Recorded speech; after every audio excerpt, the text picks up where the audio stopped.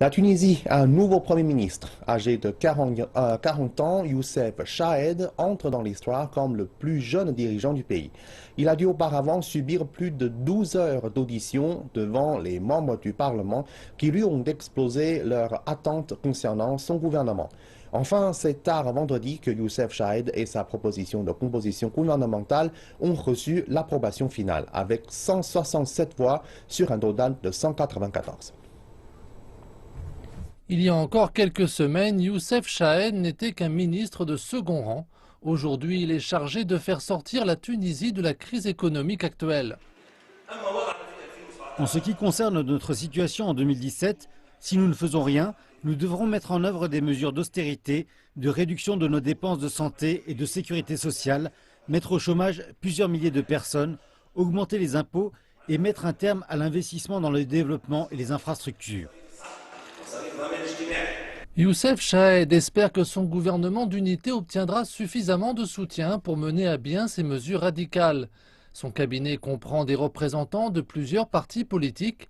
Il a également nommé 14 jeunes politiciens dont 5 sont âgés de moins de 35 ans, 8 femmes et peut-être plus important encore 2 membres syndicaux.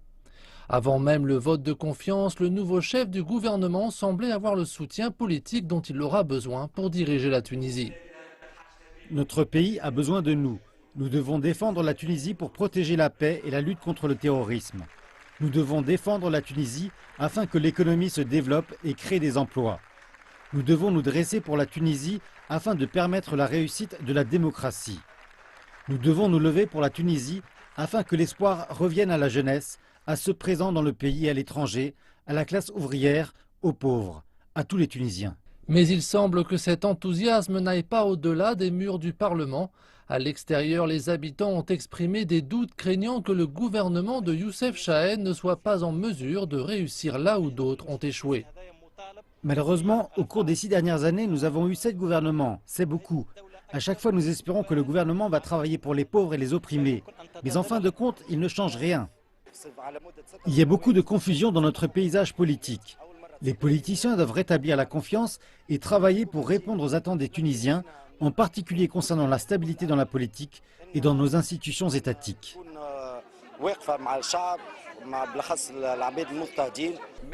De nombreux Tunisiens ont déjà perdu l'espoir et c'est exactement cela que Youssef Chahed devra résoudre, le retour de l'espoir d'un pays dont l'économie stagne depuis 5 ans et qui se trouve maintenant dans une situation très délicate.